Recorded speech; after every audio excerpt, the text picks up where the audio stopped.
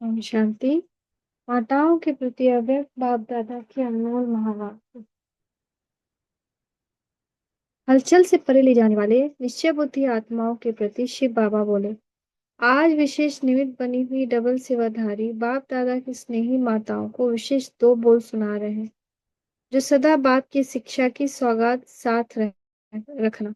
एक सदा लौकिक से अलौकिक स्मृति, सदा सेवाधारी की स्मृति, सदा ट्रस्टीपन की स्मृति, सर्व प्रति आत्मिक भाव से सुख कल्याण की भावना में कितना सारा है कि सदा लौकिक में भी अलौकिक स्मृति, सदा सेवाधारी की स्मृति, सदा ट्रस्टीपन की स्मृति, सदा सर्व प्रति आत्मिक भाव से शुभ कल्याण की भावना, श्रेष्ठ बनाने की शुभ भावना, जिसे अन्य आत्माओं की को सेवा की भावना से देखते हो बोलते हो, वैसे निमित्त बने हुए लौकिक परिवारों की आत्माओं को भी उसी प्रमाण चलाते रहो, हद में नहीं आओ। मेरा बच्चा, मेरा पति, इसका कल्याण हो, सर्व का कल्याण हो। अगर मेरापन है तो आत्मिक दृष्टि है, कल्याण की दृष्टि ले नहीं सकेंगे।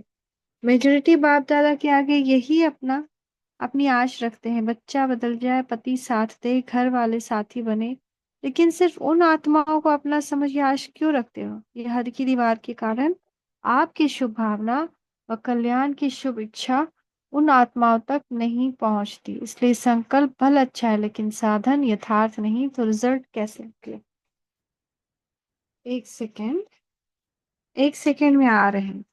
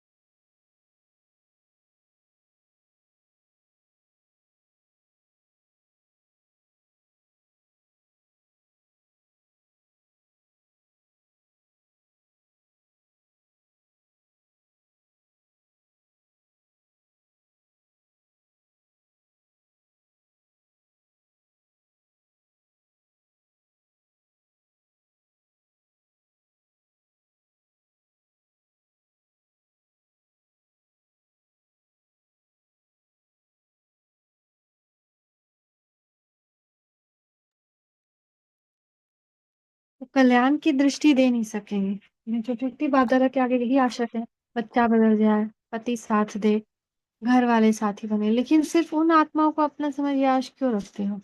इस हद की दीवार के कारण आपकी शुभ भावना व कल्याण की शुभ इच्छा उन आत्माओं तक पहुंचती नहीं। इसलिए संकल्प भल अच्छा है, लेकिन साधन यथार्थ नहीं, तो रिजल्ट कैसे निकले? इसलिए यह कंप्लेंट चलती रहती है। तो सदा बेहद की आत्मिक दृष्टि, भाई भाई के संबंध की वृद्धि से किसी भी आत्मा के प्रति शुभ भावना रखने से फल जरूर प्राप्त होता है। जब तक हम किसको भी उसके देह से देख रहे हैं, तब तक उसके लिए जो भी प्रार्थना है ना, वो यथार्थ नहीं होगी। हम चाहते हैं कि वो बदल जाए, पहले अपनी दृष्टि बदलनी है, उसको आत्मा भाई देखना है। जब हमारे अंदर पक्का आत्मा भाई की दृष्टि हो जाएगी, तो हम जो उसके लिए संकल्प करेंगे उस तक पहुंच जाएगा। तो बाबा कह रहे यथार्थ विधि है बेहद सदा बेहद की आत्मिक दृष्टि। भाई भाई के संबंध की वृत्ति से किसी भी आत्मा के प्रति शुभ भावना रखने का फल जरूर प्राप्त होता है, इसलिए पुरुषार्थ से थको नहीं। बहुत मेहनत की है वह, यह तो कभी बदलना ही नहीं है, ऐसा दिल शिकस्त भी नहीं बनो।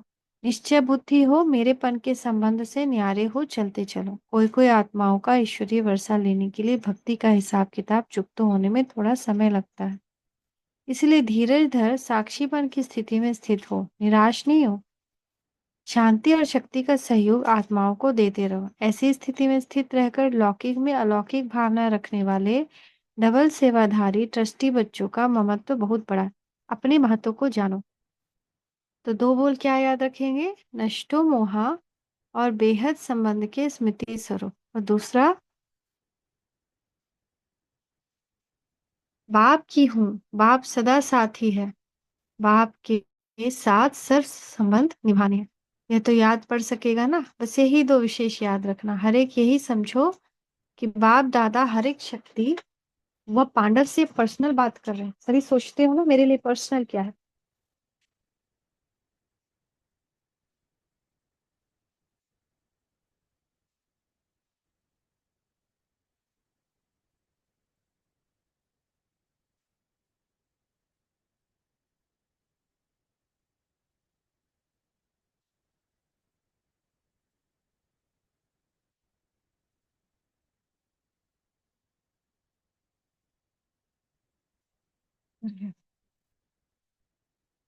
सभा में होते भी बाप दादा सभी प्रवृत्ति वालों से विशेष पर्सनल बोल रहे हैं, पब्लिक में भी प्राइवेट बोल रहे हैं, समझा?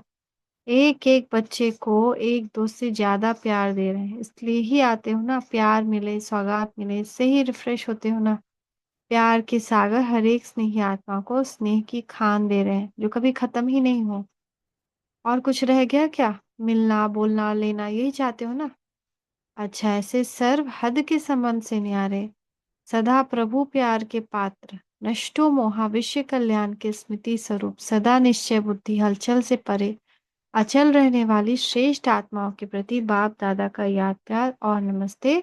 हम बच्चों का भी मीठे मीठे बाप दादा को याद प्यार और नमस्ते। बाप के बधाई का पात्र बनने के लिए माया को विदाई दो। सदा अपने को बाप के साथी अनुभव करते हो। जिसका साथी सर्वशक्तिमान बाप है, उसको सदा ही सर्व प्राप्तियां। उनके सामने कभी भी किसी प्रकार की माया नहीं आ सकती। माया को विदाई दे दी है, कभी माया की मेहमानी तो नहीं करते। जो माया को विदाई देने वाले हैं, उन्हों को बाप दादा द्वारा हर कदम में बधाई मिलती है। अगर अभी तक विदाई नहीं दी तो बार बार चिल्लाना पड़ेगा, क्या करे कैसे करे। इसलिए सदा विदाई देने वाले और बधाई पाने वाले ऐसी खुशनसीब आत्मा हो। हर कदम बाप साथ है तो बधाई भी साथ है। सदा इसी स्मृति में रहो कि स्वयं भगवान हम आत्माओं को बधाई देते हैं। जो सोचा नहीं था वह पा लिया, बाबा को पाया सब कुछ पाया, सब प्राप्ति स्वरूप हो गए।